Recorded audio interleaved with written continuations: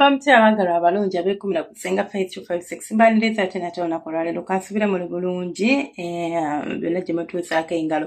Olunaku lwaleero tugenda kutunuulira engeri 3 gy'osobola okwongeza ku mazzi g'omumana nga tetukozesezza nno ddagala. Omanyi oluusi tufa nnyo ku ddagala ne tulabira nti waliwo ebintu by'osobola okuyitamu, waliwo ebintu by'osobola okubeera nga weeyambisa okubeera ng'otereeza embeera ya wansi eyo.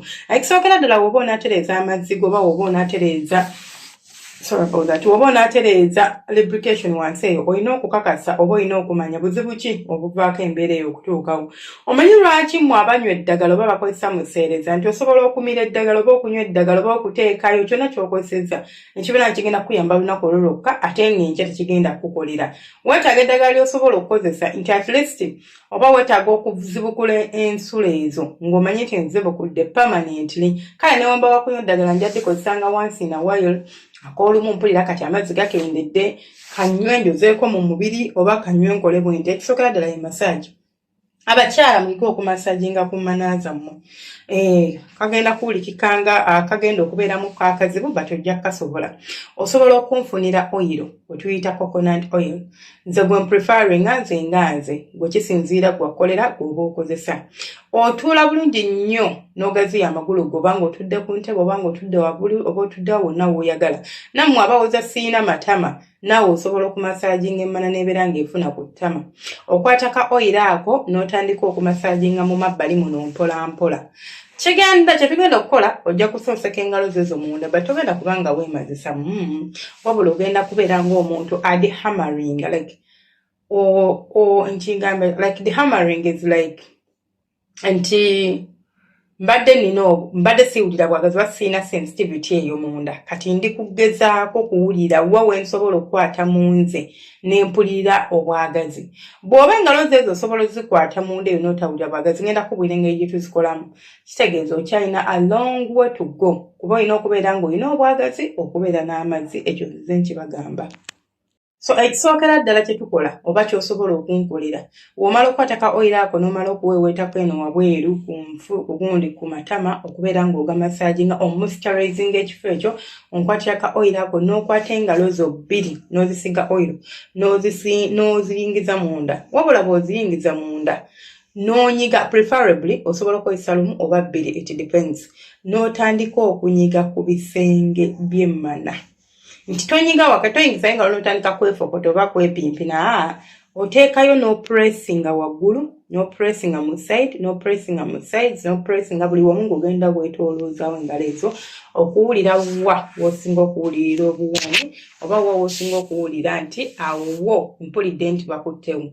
Kijja kuyambako okubeera nti webanga emmana yeekwata obanga yafufunyala ogenda kugisumulula oba ogenda kugireetera okubeera nga yeeta oba yeetaggulula n'obeera ng'osobola okunyumirwa ensonga z'okwegatta mu mbeera bw'etyo.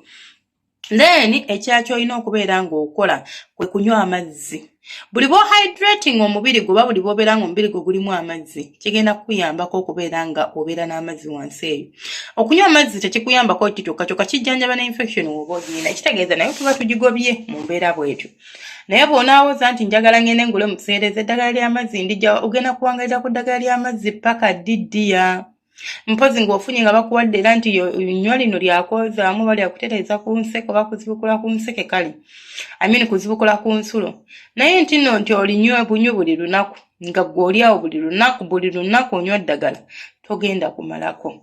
So olina okuba nga weekanikanga gwe omukyala ne weetereeza. Weemanyiiza amazzi nabagamba osobola okweseetingira target n'ogula kiboto kyo nga kiriko liiters nga 3. N'omanya nti ngenda kijjuza nga nva ewaka enkinywe nkikube wali. Ku kampani tulinayo dispenser nkijjuze enkinywe kale olunaku nywa liita 2 ez'amazzi buli lunaku. Gy'okoma okukola pipi gy'okoma okubeera nga weeyoza munda oba ogoba infections mu mubiri gwo. Ate era n'ekya gy'okoma okunywa amazzi gy'okoma okwongeza chances zo ez'okubeera ng'otoba nga muli mu kikolwa ky'okwepimpina. Tera kintu kyasinza kumalamu musajja maanyi oba kutandinga musajja off ng'okubeera nga agenda okubeera ng'akuyingira n'akuzina eddakiika 1-2 emmana n'enkalu tenyuma ate emenya ate etama. Then ekyakyo osobola okunkolera oba enamba 3 olina okubeera ng'oli mukyala asobola okwogera. Speak up. Omusajja tomukkiriza kuyingira nga tonnaba kuyima kumalayo oba nga tonnaba kutoba. Abasajja balina amabbabbanyi oba balinamu kaŋŋamba omululu abanga agamba ogenda kudduka. Naye ky'oba onkolera tomukkiriza kuyingiza mu kira ng'emma nayo tennaba kutoba bulungi. Kuba gwe bw'onaamuleka aguyingiza essaawa eyo ogenda kala mu ddakiika mpaawo zaaga. Omusajja bw'aba akuyingira nga tonnakala osobola okusiba amagulu go n'omugamba nti mwami badde nsaba tugire tweyongerayokko mu kunnoonya.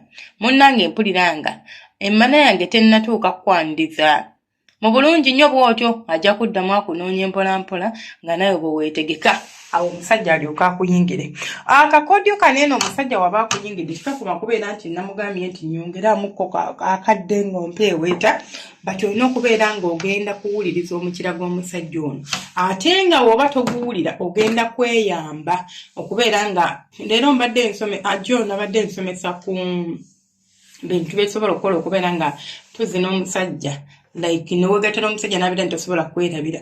Osobola onoonya ku musomo gwo kwe guli kuno eno yabadde live y'eggulu. So osobola okubeera nga weepositioninga oba weesika oba weesembeza n'obeera nga omukiro ogutega ku kisenge nti omusajja takuzina wakati wokka. Buli omusajja bw'azina muno mu bisenge mulimu obwagazi. For example obanga atagetinze waggulu waliyo ketuyita export ne kesport. Ne gisport. Bw'abanga atagetinze wansi nga ali ku kisenge kya wansi kyayisaamu omukira tulina ketuyita p-sport ne k-sport. Buno bonna obufu bulimu obwagazi bw'abakyala nti buli obubeera nga babuweeweeta bulungi oyongera okuyima oba emma neyongera okukola amazzi. Tulina n'akafo akalala ketuyita ka c-sport. Singa omusajja aba ataddeyo omukira gwonna n'agumalirayo osobola okumuyambako okubeera ng'omutambuza ekiwato kyo n'abeera ng'asobola okukona kabojjambulo n'obeera ng'osobola okusammula. N'obeera ng'osobola okubeera ng'onyumirwa ate nga n'emma nayo tekola kitekala. Mu byonna bye njogedde muwuliddemu nti genda onywe eddagala. Sometimes ebintu binene tubalina okubeera nga twebeeramu. Oli ebintu ebirala bingi by'osobola okukola ng'okumaximizinga gundi gye weetekako stress. Abamu genda mu kikolwa ky'okwepimpira ng'olina already ka stress k'oli okumounting oyagalaga gyalasamula wanywedde nnoolwo nno amazzi nga tebikola. Ssente baazibbye. Oli kulowooza ebintu nga 8 omulundi gumu. Just relax your body. Omubiri gwo gukole kye gulina okukola nga teguli under any kind of pressure. Kijja kuyambako okubeera ng'osammula ate n'omukazi ajja kubeera manya n'omwami ajja kubeera ng'akunyumirwa. Kijja kuyambako okubeera nga tokala n'omwami we ajja kubeera ng'anyumirwa kubanga oba tokala. Naye buli bw'obeera nga buli lwakuzina okala omukira gwo ogukolobola ebyokwepimpina bimutama aluzinga morale ekuzina. Kati ngende muzine nfune muki ndaba byebimu. Byebimu kugamba yabimanyiira. It's the same thing always. Katayina nsonga lwaki aba apa kukambwa ajja kupimpina oba munyumirwa kwezina. Mubeere bulungi omukama abankuumire abanjagalire temujjanga okwo.